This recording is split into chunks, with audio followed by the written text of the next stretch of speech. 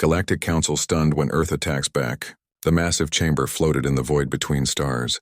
Inside, representatives from 847 different species gathered in their assigned positions. Some had scales, others had fur, and a few existed only as clouds of glowing gas contained in special chambers.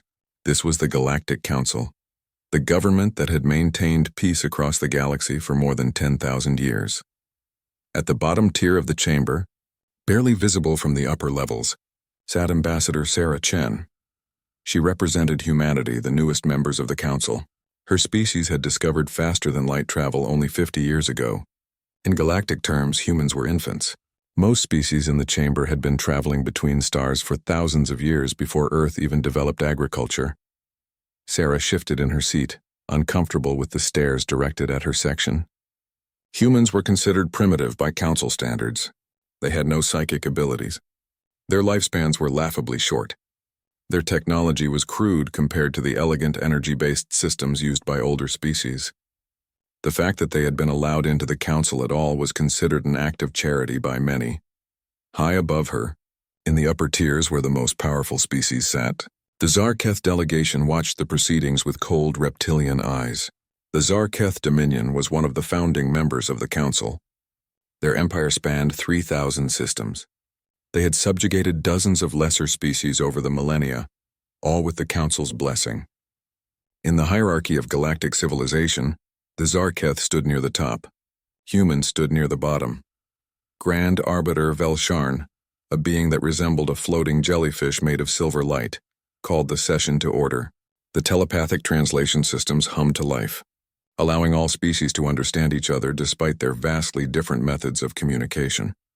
"We address today the petition from the human delegation," Velsharn announced. The words echoed through every mind in the chamber. "They request Council intervention in a recent conflict with the Zarketh Dominion." Sarah stood. She pressed a button on her datapad, and holographic images appeared in the center of the chamber. They showed 3 space stations orbiting a small moon called Proxima Station. The stations were human colonies home to mining operations and farming communities. 2.3 million people lived there. Most of them were families. The next image made several Council members look away. The stations were gone, replaced by debris fields and bodies floating in the vacuum of space. Entire sections of the moon's surface had been glassed by energy weapons. The rock melted into smooth black pools. 15 days ago, Sarah said, her voice steady despite the rage burning in her chest. "The Zarketh Dominion launched an unprovoked attack on our colonies at Proxima Station. They destroyed 3 civilian stations without warning. 2.3 million human citizens died. Among them were 600,000 children." She paused, letting the numbers sink in. "We request that the Council condemn this act of genocide and impose sanctions on the Zarketh Dominion." High Commander Zarkul of the Zarketh delegation rose from his seat. He was massive, standing nearly 3 meters tall with dark green scales and eyes like polished obsidian. When he spoke, his voice was a deep rumble that the translation system rendered into words. "The human exaggerates," Zarkul said dismissively. What occurred at Proxima Station was a standard compliance strike. The humans had established colonies in systems that fall within our recognized expansion zone. We issued warnings. They were ignored. We exercised our legal right to enforce territorial boundaries. Sarah's hands clenched into fists. "You murdered children." "We eliminated illegal settlements," Zarkul corrected. "The Council charter is clear. Lesser species must yield to greater species in matters of territorial dispute. Humans refuse to accept their place in the natural order. This correction was necessary." Murmurs of agreement rippled through the upper tiers of the chamber. Sarah looked around in disbelief. Many of the older species were nodding. This was normal to them, expected. The strong dominated the weak. It had been the way of the galaxy for 10,000 years. Grand Arbiter Velsharn consulted with several other senior Council members. Their private telepathic conversation lasted only moments. When Velsharn spoke again, Sarah felt her heart sink. "The Council finds that the Zarketh Dominion acted within their rights as defined by the Territorial Expansion Accords of the Third Age. While the loss of life is regrettable, the human colonists were in violation of established boundaries. The petition for sanctions is denied." The chamber erupted in discussion. Most species seemed satisfied with the decision. A few of the younger, weaker species watched Sarah with sympathy, but none spoke up. They knew better. Speaking against the Zarketh meant making an enemy of one of the most powerful military forces in the galaxy. Sarah stood in silence for a long moment. She had known this might happen. Earth's government had warned her that the Council rarely sided with younger species against established powers. But she had hoped. She had believed that the sheer scale of the atrocity might move them to action. She had been wrong. "I see," Sarah said finally. Her voice was quiet, but somehow it carried through the entire chamber. "The Council has made its position clear. Might makes right. The strong may kill the weak with impunity. There are no consequences for genocide as long as you have enough ships and weapons." "Ambassador Chen," Belsharn said, a note of warning in the telepathic voice. "You would do well to remember your species' place in this assembly. Accept the Council's judgment with grace." Sarah looked up at the Zarketh delegation. Zarkul stared back at her with what might have been amusement. He clearly expected her to bow her head and slink away like so many others before her. Instead, Sarah smiled. It was not a pleasant smile. "I want to make sure I understand the rules," she said. "If a species is strong enough, they can attack whoever they want. If a species is weak, they must accept whatever happens to them. Is that correct?" "That is an oversimplification," Belsharn began, but Sarah cut him off. "It's a yes or no question, Grand Arbiter." "Are those the rules?" A long pause followed. Finally, Belsharn replied, "In essence, yes. The strong have always guided the weak. It is the foundation of galactic civilization." Sarah nodded slowly. She gathered her datapads and prepared to leave.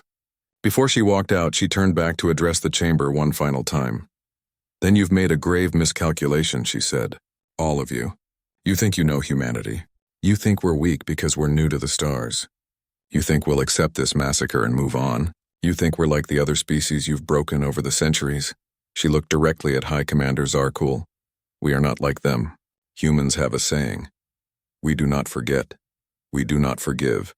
And we certainly do not surrender. You wanted to teach us our place in your galactic order. Lesson received. Now let me teach you something about humans. When you hurt us, we hurt you back harder. Always harder." The chamber had gone completely silent. Every species was watching her now. "You killed 2.3 million of our people," Sarah continued. "You murdered our children in their beds. And this council tells us that's acceptable. That's the rules. Fine, we'll play by your rules. The strong dominate the weak. Might makes right. No consequences for those with power." She walked toward the exit, her footsteps echoing in the stillness. "You're about to learn exactly how strong humanity can be." The door closed behind her. For a moment, no one moved. Then laughter erupted from the upper tiers. The Zarketh delegation was particularly amused. They had heard such words before from dozens of conquered species. Empty threats, meaningless posturing from those too weak to act. High Commander Zarkul turned to his advisors. "Increase patrols in human space," he said. "When they attempt their little revenge, we will crush them quickly and completely. It will serve as an example to other lesser species." Grand Arbiter Belsharn watched the door where Sarah had exited. Something in the human's eyes had disturbed the ancient being. There had been no fear there. No desperation.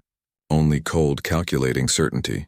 Belsharn accessed the Council's historical database and began searching for information on human history. What the Arbiter found in the records would haunt its dreams for years to come. Earth's history was soaked in blood. 15,000 documented wars and just 10,000 years of recorded civilization. Weapons designed specifically to maximize suffering. Tactics that violated every principle of honorable combat. Belsharn sent an urgent message to the Council's Military Oversight Committee. Recommend increased monitoring of human military activities. Species may be more dangerous than initial assessments indicated. The warning was logged and filed away. No one took it seriously. The galaxy would soon learn that ignoring warnings about angry humans was a fatal mistake. Galactic Council stunned when Earth attacks back. The emergency meeting of Earth's Security Council took place deep beneath the Swiss Alps. 48 hours had passed since Ambassador Chen's speech at the Galactic Council. 48 hours since the galaxy had made it clear that human lives meant nothing to them. President Martinez sat at the head of the table, surrounded by military commanders, intelligence directors, and civilian advisors. On the screens around them, reports streamed in from every human colony in space. The message was the same everywhere. People were angry. They wanted justice. They wanted revenge. Options, Martinez said simply. Admiral James Hawthorne stood. He was 60 years old with gray hair and scars on his hands from his years serving on actual ships before his promotion. He had fought in the resource wars on Earth and the colony rebellions on Mars. He knew war better than most. "We activate Protocol Thermopylae," Hawthorne said. Several civilian advisors gasped. Protocol Thermopylae was the most classified military plan in human space. Only a handful of people even knew it existed.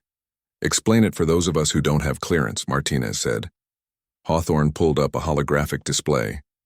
It showed the entire human sphere of influence, nearly 200 colonized systems scattered across a small section of the galaxy. "When we first made contact with alien species," Hawthorne began, "we hoped for friendship. We prepared for war. Every human colony is built to military specifications. Every settlement can become a fortress.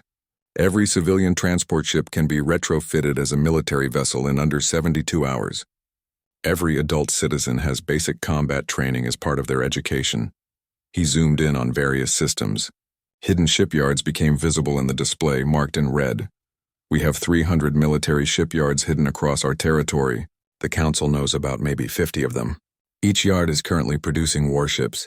We have 10,000 completed vessels hidden in various locations. The Council thinks we have maybe 2,000 ships total." 10,000? Martinez leaned forward. "How did we hide that?"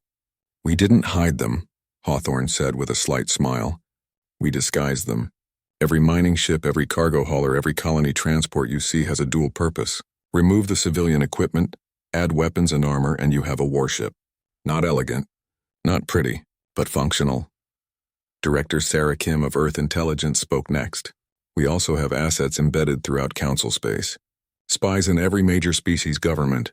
Monitoring stations disguised as trading posts. We know their fleet movements, their military capabilities, their supply lines. Everything. The Zarketh don't know any of this," Kim continued. "They think we're primitives who just learned to build rocket ships. They have no idea what's coming." Martinez looked around the table. "If we do this, there's no going back. The Council will declare us a rogue species. Every alien government will become our enemy." "With respect, Madam President," Hawthorne said, "they already are our enemies. They watched the Zarketh murder our people and did nothing. Worse than nothing. They approved of it. They told us that genocide is acceptable if you're strong enough." The room fell silent. Everyone remembered the images from Proxima Station. The bodies floating in space. "The children who would never grow up, fine," Martinez said. "We show them that humans are strong enough. Admiral, you have authorization to activate Protocol Thermopylae. I want the Zarketh to regret the day they learned our species existed." Hawthorne nodded. "They will, ma'am. I promise you that." Across human space, the orders went out on encrypted channels. Military commanders opened sealed instructions they had kept locked away for decades. Shipyard workers began the final assembly on vessels that had been waiting in darkness. Soldiers said goodbye to their families and reported to their units. The Zarketh Empire controlled 3,000 systems. They had military bases in 500 of those systems. They had fleets patrolling trade routes. They had tribute collectors returning from conquered worlds. Their cargo holds full of wealth taken from weaker species. Humanity struck all of them at once. The attack began at exactly 0300 Galactic Standard Time. Human strike forces emerged from faster than light, travel at the coordinates of every known Zarketh military installation outside their core territories. The Zarketh Defense Forces barely had time to raise shields before missiles and kinetic projectiles tore into their stations. At the Zarketh listening post in the Kepler system, Commander Zarmal was drinking his morning stimulant when alarms started screaming. His display showed 20 human warships approaching at attack speed. "Impossible," Zarmal hissed. "There are no human forces in this sector." "Sir, they're firing." The station's shields came online just in time to absorb the first wave of missiles. But the humans didn't stop. They kept firing, thousands of missiles, tens of thousands. The station's automated defenses tried to shoot them down, but there were too many. The shields failed. The missiles hit. The station broke apart in a ball of fire. This scene repeated across 50 systems simultaneously. Every Zarketh outpost, every patrol, every military asset outside their home territories came under attack. The humans showed no mercy. They destroyed everything. But the attack that would echo through galactic history happened in the Merchant's Run, a trade route where the Zarketh tribute fleet was returning home. 15 massive cargo vessels escorted by 30 warships carried the wealth of a dozen conquered species, slaves, precious metals, technology, art, all stolen from civilizations too weak to resist. Admiral Hawthorne himself commanded the human force that intercepted them. 200 human warships emerged from FTL right in the middle of the Zarketh formation. "This is Admiral James Hawthorne of the United Earth Defense Force," he broadcast on all frequencies. "To the beings held captive on those ships, we are here to free you.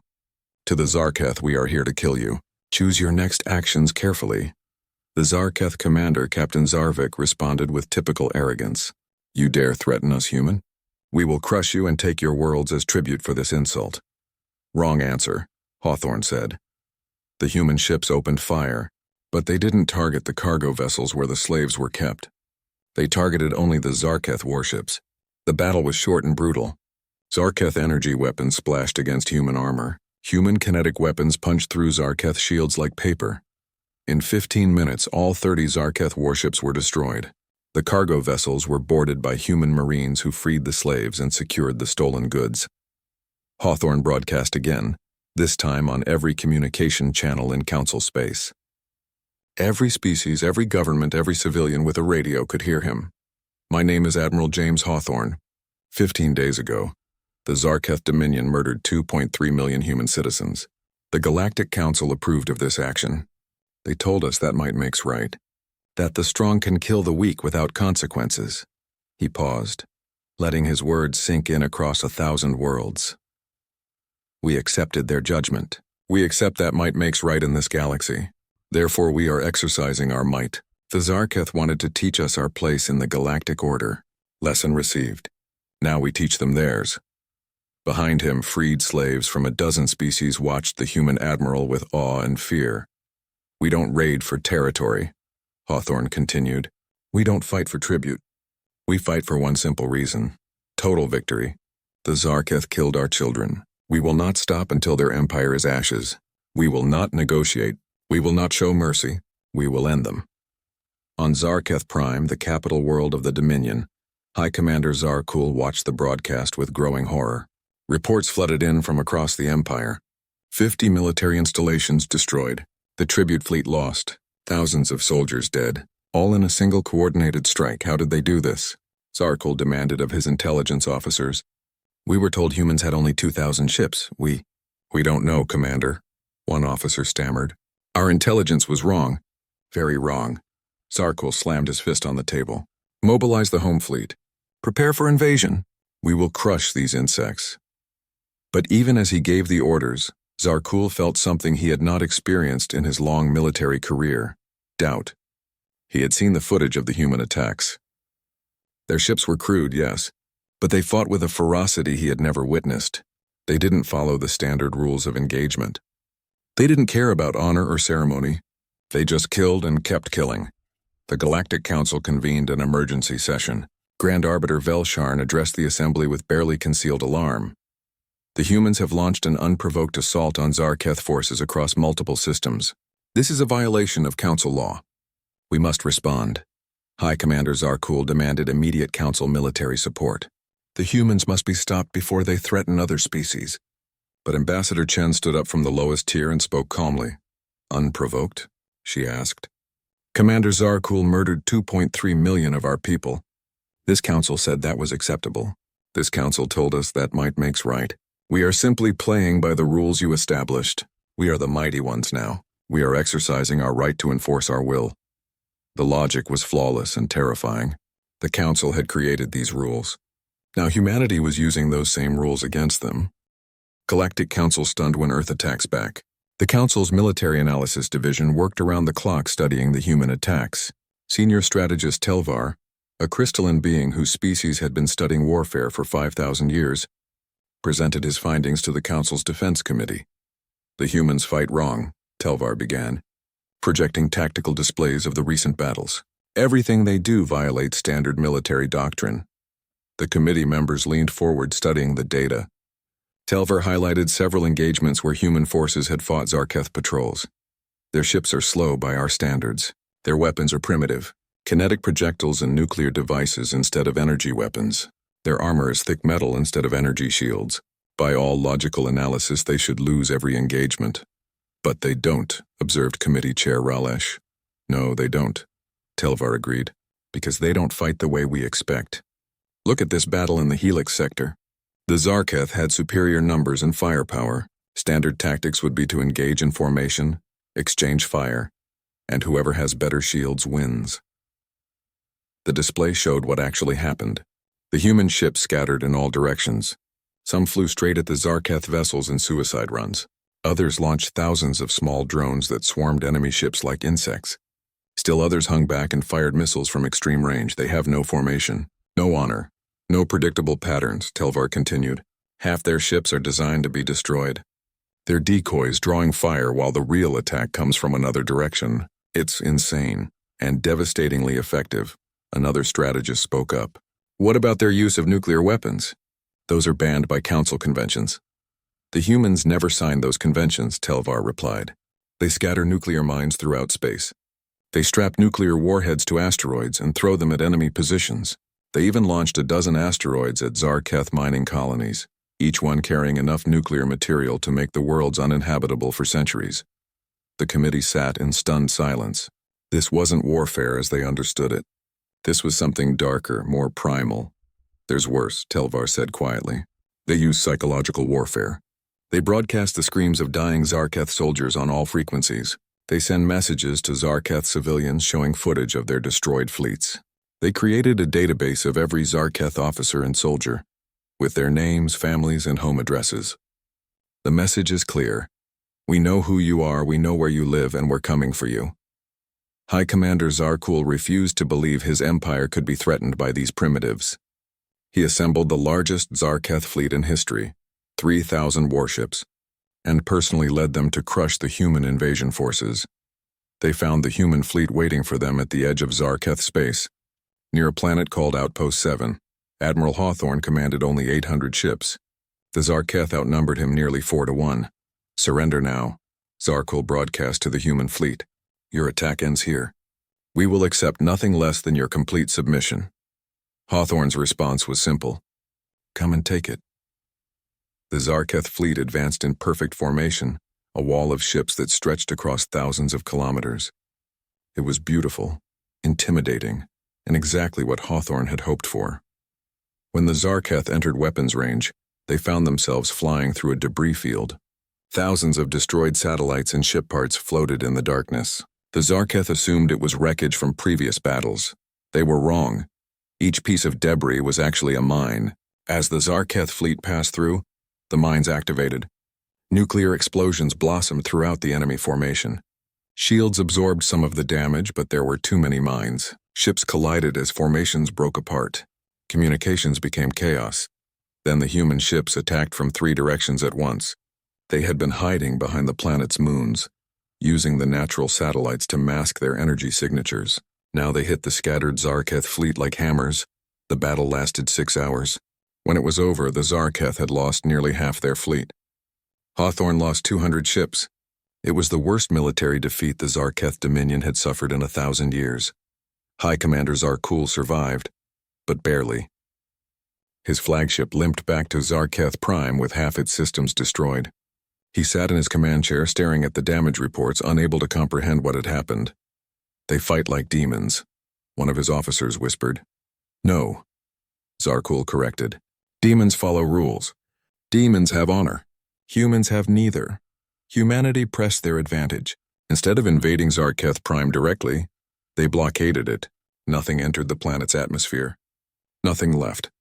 Human ships surrounded the world in a sphere of steel and weapons waiting.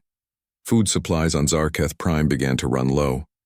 The planet had 11 billion people and could not grow enough food to feed them all. They relied on imports from colony worlds, imports that no longer came. Zarketh military commanders pleaded with Hawthorne to fight honorably, to meet them in open battle. Hawthorne's response was always the same. No, why won't you fight us properly? One Zarketh admiral demanded during a communication. Because we don't care about proper, Hawthorne answered. We care about winning. You wanted war. This is what war looks like when humans fight it. Not sport. not ceremony. War. While the blockade tightened around Zarketh Prime, human forces swept through the Dominion's territory. Every colony, every outpost, every conquered world fell to human attack. But the humans did something unexpected. On worlds where the Zarketh had enslaved other species, the humans freed them. They distributed weapons, food, and medicine. They helped the freed slaves establish their own governments. Then the humans moved on to the next target. Word spread across Council space. Humans weren't conquerors. They were liberators. Species that had suffered under Zarketh rule for generations suddenly found themselves free. They watched in amazement as the most feared empire in the galaxy crumbled under human assault. The Galactic Council watched with growing alarm. Grand Arbiter Velsharn convened almost daily emergency sessions. The Council had never seen anything like this. Humans were rewriting the rules of galactic politics through sheer military force. They must be stopped, declared Representative Korval of the Threnody Empire, another powerful council member. If humans can destroy the Zarketh, what stops them from attacking any of us? Perhaps we should have considered that before we approved the massacre at Proxima Station, Ambassador Chen replied coolly. She sat in her usual spot at the bottom tier, but somehow she commanded more attention than the highest council members. Several species that had secretly suffered under strong neighbors began speaking up. The Valerians, a peaceful species that had been paying tribute to the Zarketh for centuries, openly praised human actions. For generations, we paid tribute or faced annihilation, said Valerian Representative Shiara. The council told us this was natural, that the strong rule the weak. Now we see that the Zarketh were not strong. They were simply bullies, and humans showed us that bullies can be defeated. The council chamber erupted in argument. Half the species demanded action against humanity. The other half quietly or openly supported the human war.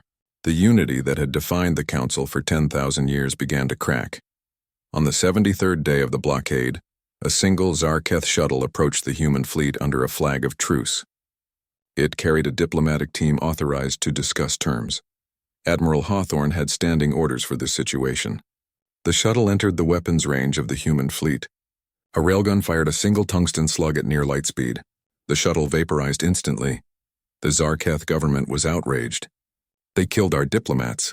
They violated every rule of civilized warfare.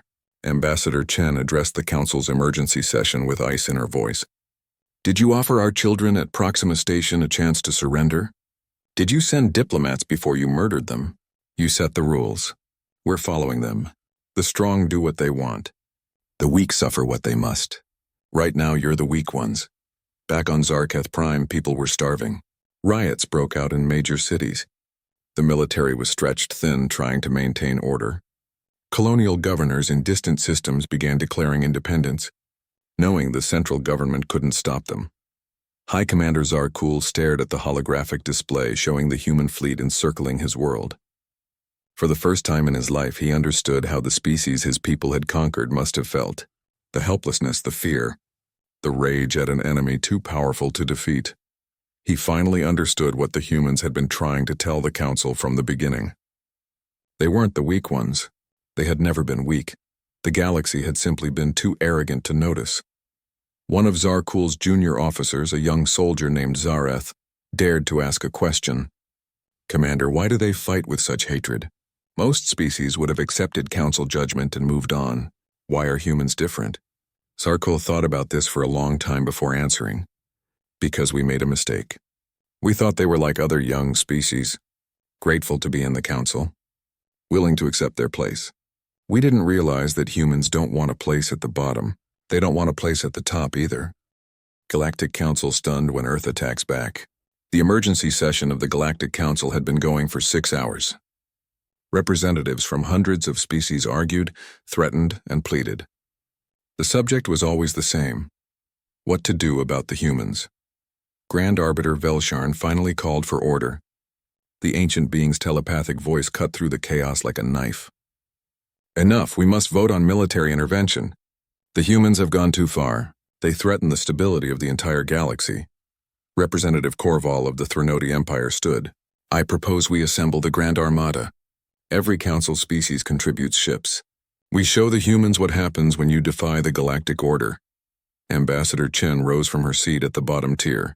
You want to go to war with us? After watching what we did to the Zarketh? Please try it. Her confidence unnerved many in the chamber. The Zarketh had been one of the most powerful military forces in the galaxy. Humanity had destroyed them in less than 6 months. What made the Council think they could do better? But fear and pride are powerful motivators.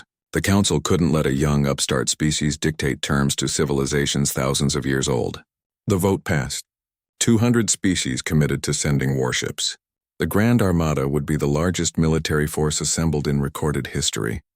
300,000 ships from 200 different species gathered at the rallying point in neutral space. Each species brought their best vessels, equipped with the most advanced weapons in the galaxy. Energy cannons that could vaporize asteroids, shields that could absorb nuclear blasts, faster-than-light drives that made human ships look like sailing boats. Fleet Admiral Trenzok of the Korvashi commanded the Armada. He was a veteran of 30 wars, never defeated. He studied the intelligence reports on human tactics and smiled. The humans fought like barbarians. No elegance, no sophistication, just brutal, direct violence. Trenzok was confident. He had numbers, technology, and the combined military experience of 200 species. The humans had anger and primitive weapons. It wouldn't even be a fair fight. Earth's intelligence network learned of the Armada immediately. Admiral Hawthorne recalled half his forces from Zarketh space and prepared for the coming battle. He knew where the Council fleet would strike. The Helix Nebula, where human supply lines converged. The Council's plan was simple. Jump the entire Armada into the nebula, catch the human fleet concentrated in one place and destroy it with overwhelming firepower. End the war in a single decisive battle. Hawthorne smiled when he learned of the plan. They're going to regret that. The Grand Armada entered faster than light travel, crossing hundreds of light years in hours. They emerged at the edge of the Helix Nebula exactly on schedule. Sensors immediately detected a massive human fleet inside the nebula, seemingly unprepared for attack. All ships advance. Trenzok ordered. Standard battle formation. Stay tight. Watch for human tricks. 300,000 ships entered the nebula in perfect formation. It was beautiful. It was intimidating. It was exactly what Hawthorne had predicted they would do. The nebula was a region of thick gas and dust clouds, remnants of an ancient supernova. Visibility was limited even with advanced sensors. The Council fleet moved carefully through the clouds, maintaining formation. Then they found the human ships. Except they weren't ships. They were empty hulls, stripped of everything useful. Decoys transmitting fake energy signatures to look like active warships. It's a trap. Someone shouted over the command channel. The nebula itself exploded. For the past 2 months, human engineers had been seeding the entire region with nuclear devices. Thousands of warheads hidden in the gas clouds waiting. All of them detonated simultaneously. The blast wave was beyond anything in recorded military history. Nuclear fire consumed entire sections of the nebula. The radiation levels spiked off every sensor. Council ships scrambled to raise shields, but the radiation interfered with their energy-based defensive systems. Human ships emerged from hiding spots at the nebula's edge. They had been waiting outside the blast zone, protected by their primitive but effective physical armor. While Council vessels struggled with radiation-damaged shields, human ships attacked. It was a massacre. Human warships tore through the disorganized Council fleet like wolves among sheep. Kinetic weapons punched through weakened shields. Missiles found exposed sections of hull. The Council's numerical advantage meant nothing in the chaos of the irradiated nebula. Fleet Admiral Trenzok watched his perfect armada fall apart. Ships collided as formations broke. Communication channels were jammed with panicked calls for help. The humans had turned his greatest strength, his massive fleet, into a weakness. Too many ships in too tight a space, all of them vulnerable. All ships retreat, Trenzok finally ordered. Jump to emergency coordinates. The surviving Council vessels fled in disorder.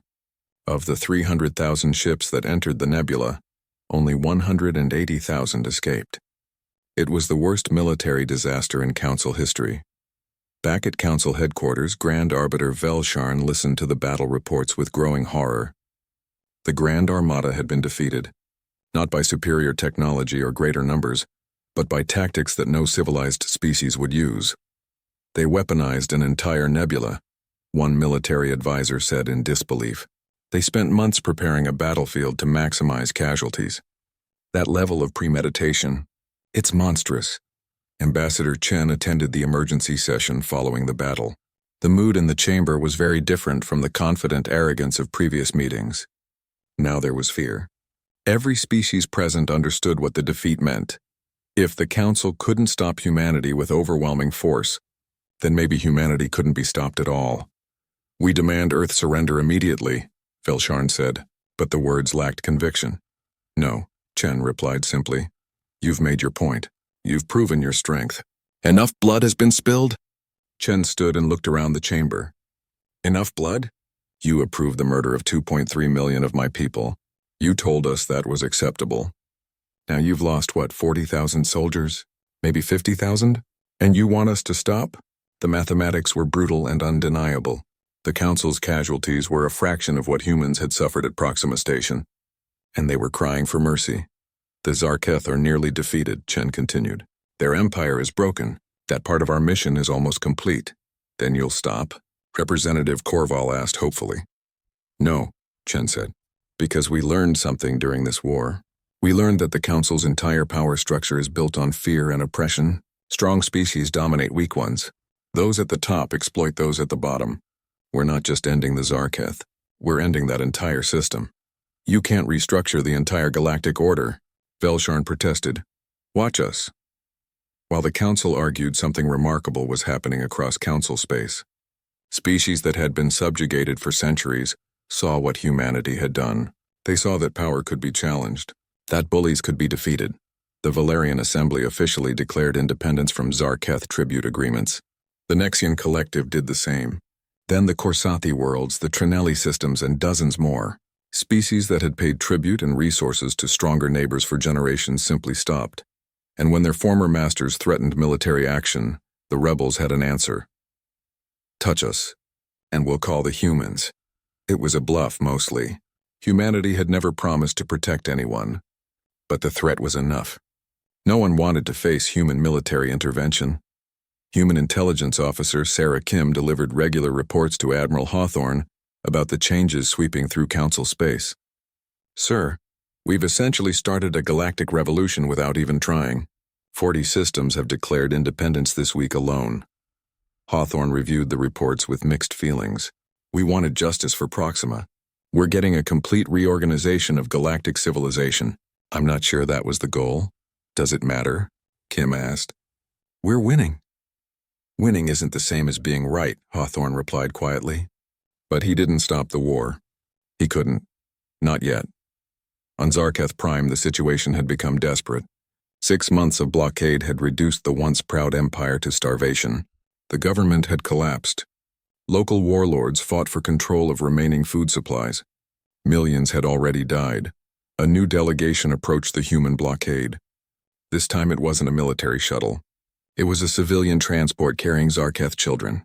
Mothers held up their starving offspring to the cameras, pleading for mercy. The message reached Admiral Hawthorne on his flagship. His officers watched him, waiting for orders. He looked at the images of dying Zarketh children and saw the faces of human children from Proxima Station. "Sir?" his executive officer prompted. Hawthorne was silent for a long moment. Then he opened a communication channel. "This is Admiral Hawthorne to Zarketh Civilian Transport. You may approach. We will provide food and medical supplies," but he added, "Tell your leaders that our terms remain the same.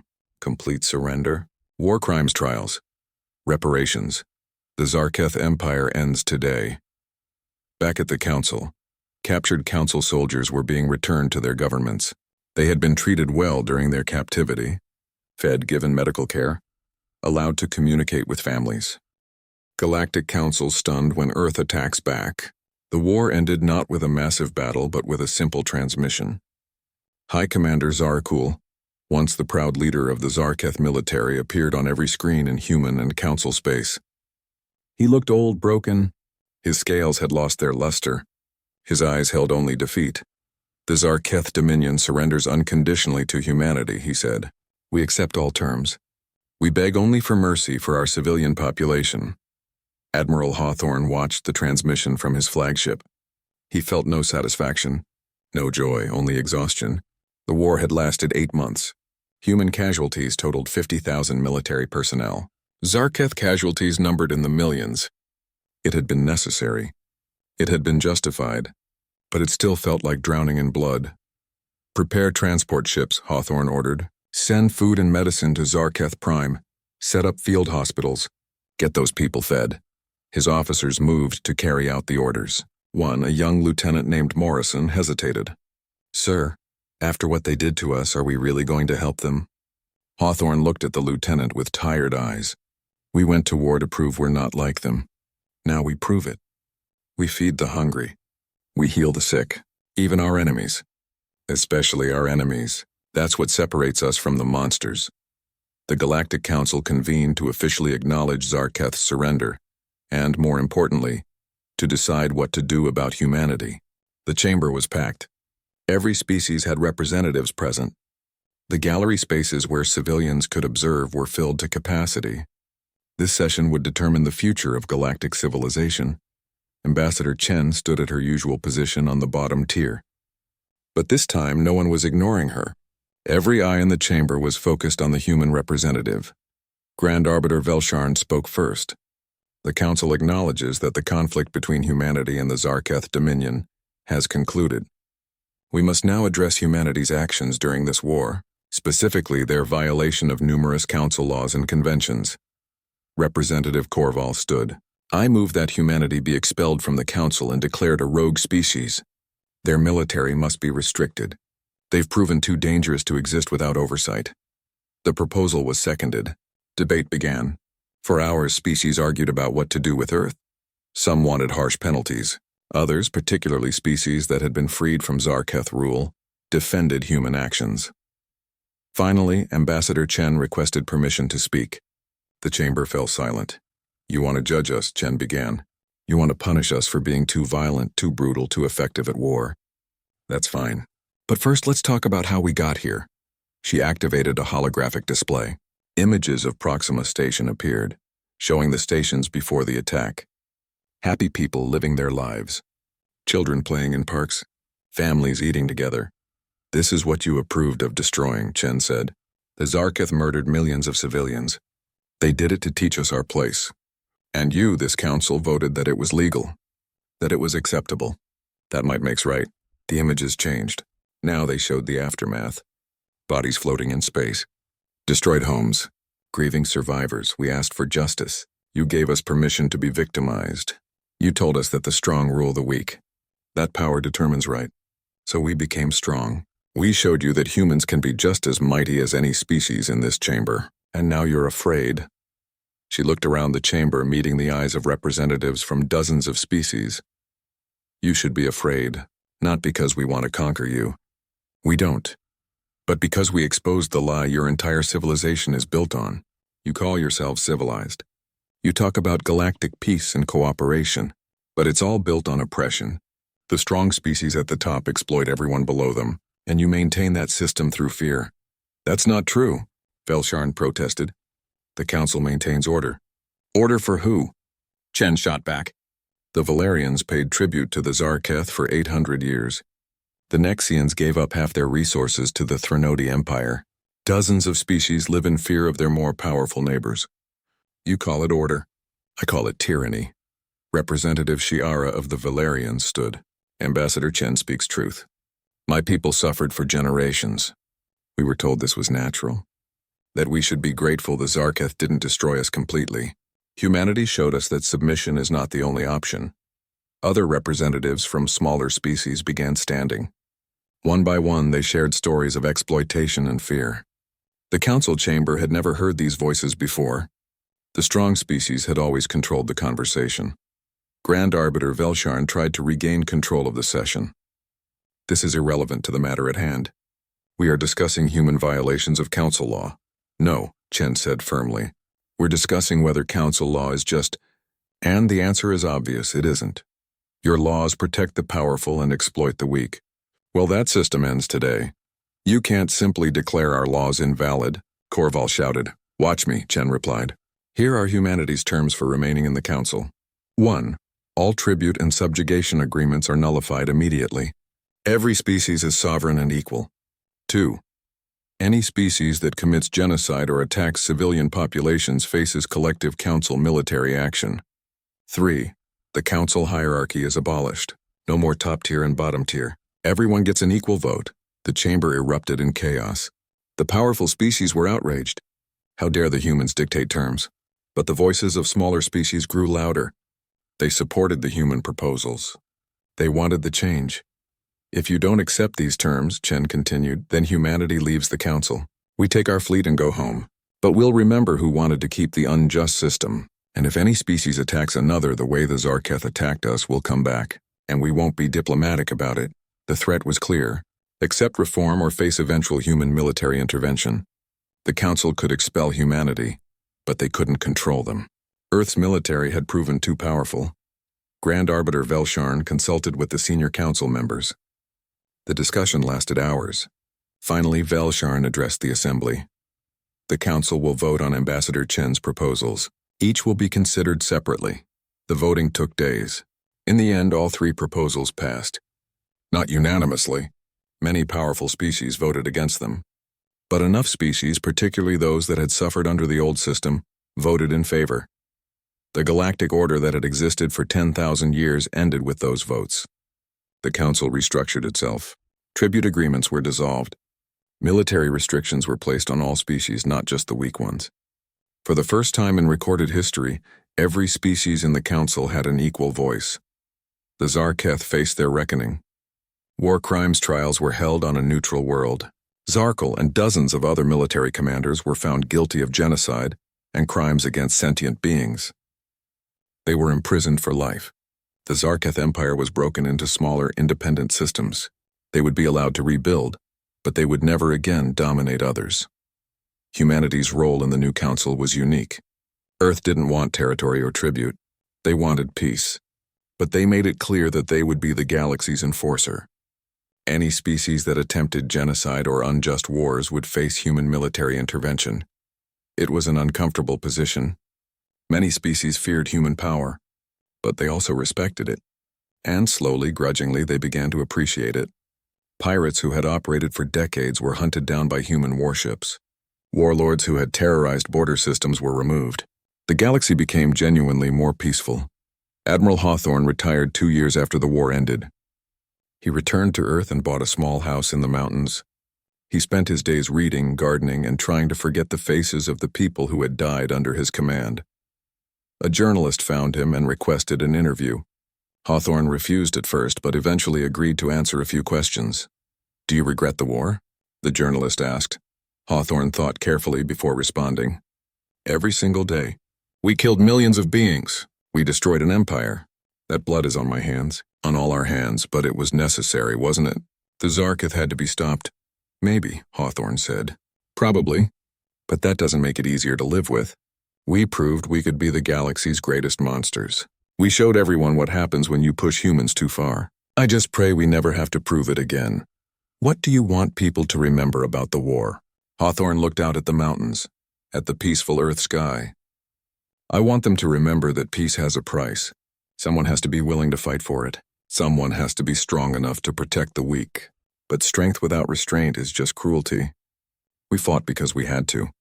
We stopped because we chose to. That choice, that restraint, that's what makes us human." 20 years after the war, the galaxy looked very different. The younger species that had been oppressed were thriving. New technologies emerged from cultures that had previously been suppressed. Art, music, and ideas flowed freely between worlds. Humanity maintained the largest military in the galaxy.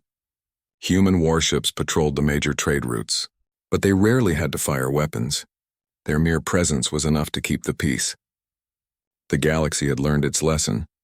At the Galactic Council headquarters, a memorial was built.